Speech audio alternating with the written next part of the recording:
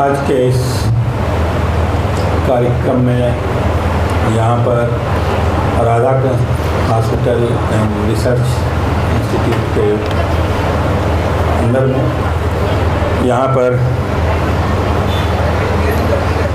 श्री राधा कृष्ण की का जो आशीर्वाद मिल रहा है, उसी का जो नतीजा है कि मैं जब ये सुना, जब हम आ रहे थे तो बात किए थे तो बताए कि हॉस्पिटल कैसे आगे बढ़ा, कि 2 कमरे से जैसा भी बताए। तो ये बड़े खुशी की बात है कि इस तरह का प्रांगण में आज हमको आने का मौका मिला। मैं मंदिर में अभी माल्यार्पण भी किया और आशीर्वाद लेने का मौका मिला। मैं श्रद्धेय श्री स्वर्गीय प्रसाद जी का को नमन करता हूँ, क्योंकि उनकी पुण्यतिथि है और उनकी सोच जब देखा जाए तो इनका क्या महान पुरुष रहे हैं कि उनकी सोच ये रही कि अपने इतने बड़े ज़मीन के प्लाट को इस अच्छे कार्य के लिए उन्होंने दान किया। इस कार्यक्रम में यहाँ पर उपस्थित माननीय गोविंद जी पोद्दार जी, डॉक्टर हेमंत पांडे निदेशक मानव संसाधन, सभी इस ट्रस्ट के ट्रस्टीज़, यहाँ पर उपस्थित सभी डॉक्टर्स, सभी हॉस्पिटल के स्टाफ, सभी यहाँ पर उपस्थित नागपुर के सज्जनगण एवं हमारे साथियों, देवियों, मुझको ये जब CSR के माध्यम से हम लोग जो दिए थे, तो हम लोग CSR में बहुत सारे कार्य करते हैं। इस हॉस्पिटल द्वारा हमको इनविटेशन मिला कि साहब अब जब ये काम हो गया है तो इसका उद्घाटन करना है। तो मेरा थोड़ा सा मन लगा चलो ठीक है, कोई बात नहीं, चला जाए कि ना चला जाए। तो हमारा किसी तरह से ठीक है, समय नहीं है, फिर बोले तो मैं ठीक है, मैं राज़ी हो गया, चलो ठीक है चलते हैं। लेकिन आज आने के बाद, यहाँ पर लाने के बाद ये लगा अगर नहीं आते तो इतने अच्छे मंदिर के प्रांगण में आने को हमको मौका नहीं मिलता और उनसे वंचित हो जाते। ये जो मशीन जो नागपुर में सर्वप्रथम यहाँ पर चालू की गई है, जिससे ब्रेन की सर्जरी करने में मदद मिलेगी, बहुत अच्छी बात है।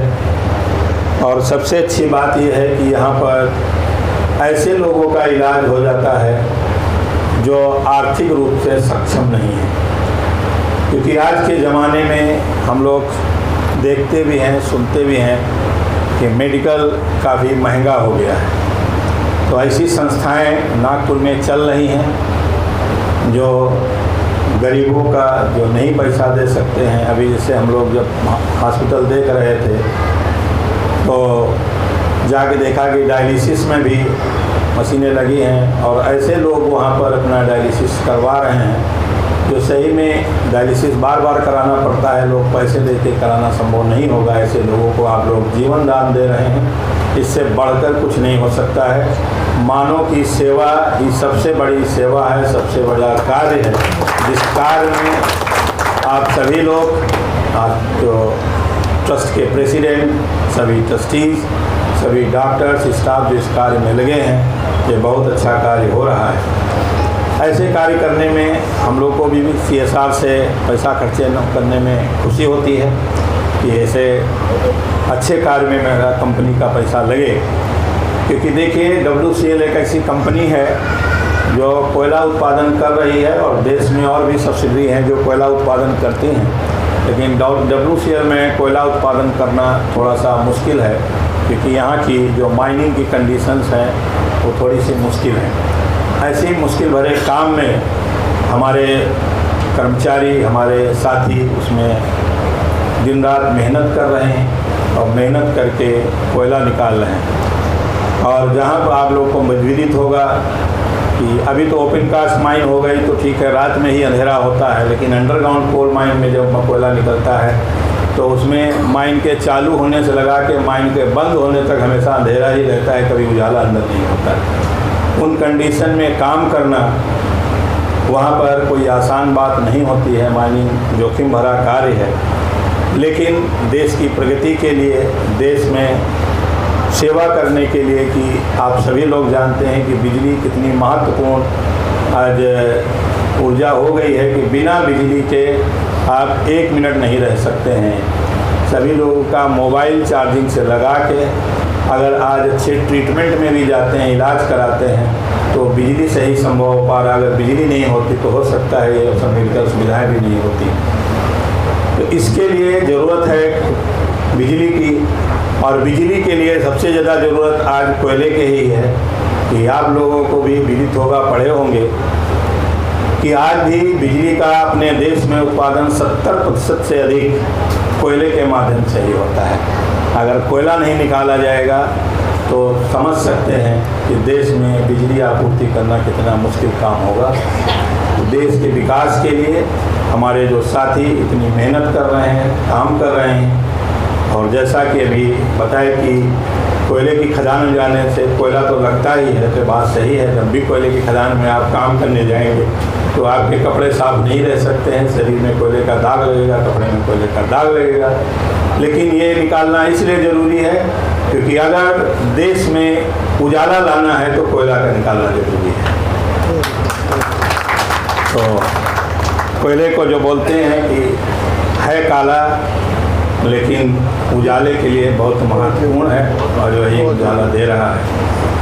कोयले का एक रूप हीरा भी होता है, जो आप देखते होंगे चमकता है, लेकिन बहुत कम पाया जाता है। लेकिन आज कोयला जो हम लोग निकाल रहे हैं, ये भी एक हीरे की तरह ही हम लोगों के जीवन में अपना योगदान दे रहा है। कितनी इसकी ज़रूरत है। आप सभी लोग जिस कार्य में लगे हुए हैं, ये काम बहुत अच्छा है, इसमें हमारी सहभागिता रही, इसके लिए हमारा ये सौभाग्य रहा है। आगे आने वाले भी समय में अगर ज़रूरत पड़ेगी तो जितना हो सकेगा, क्योंकि हम लोग को क्या है, WCL का काम थोड़ा सा ये कंडीशंस, माइनिंग कंडीशन मुश्किल होने के चलते प्रॉफिट कम होता है, और CSR में हम लोग जो प्रॉफिट का 2% हर साल जो देते हैं, तो जितना भी प्रॉफिट बढ़ेगा, ये जो अमाउंट बढ़ेगा उसके हिसाब से हम लोग देते हैं। लेकिन हम लोग का ये सोच है कि लोगों को के स्वास्थ्य के लिए, सैनिटेशन के लिए, इस तरह के कार्य जिससे कि लोगों का, नागरिकों का जीवन आसान हो और लोग सुख से आसानी से अपना जीवन यापन कर सकें, ऐसे कार्यों में हम लोग अपना CSR का फंड ज़्यादा से ज़्यादा खर्चा करने का प्रयास करते हैं, अभी क्या करते आए हैं। तो आप लोग अगर जैसा रहते हैं प्रपोजल, तो आने वाले समय में भी भेजेंगे। अगर कोई ज़रूरत है तो जो हमारे पास हो सकेगा उस तरह की हम लोग मदद ज़रूर करेंगे, जिससे कि ये जो CSR का जो पैसा है, मद है, इस मद से ज़्यादा पैसा मानव की सेवा में लगे, हमारे नागरिकों की सेवा में लगे और गरीबों की सेवा में लगे। इससे अच्छा कोई कार्य नहीं हो सकता। इन्हीं सभी शब्दों के साथ मैं आप सभी को शुभकामनाएं देता हूं दशहरा की। एवं ये संस्था जो चल रही है, ये जितना 34 साल में काम की है, मैं इससे और अच्छा काम करे, ये अस्पताल और बड़ा हो और ज़्यादा से ज़्यादा लोगों को सेवाएं दे। लेकिन मेरी राधा कृष्ण से, ये भगवान से ये प्रार्थना है कि अस्पताल जरूर बढ़े, लेकिन वो ऐसा आशीर्वाद हमारे नागरिकों पर बरसाएं कि मरीज न बढ़ने पाएँ, मरीज कम से कम आए तो ज़्यादा अच्छा हो। धन्यवाद। जय हिंद, जय भारत।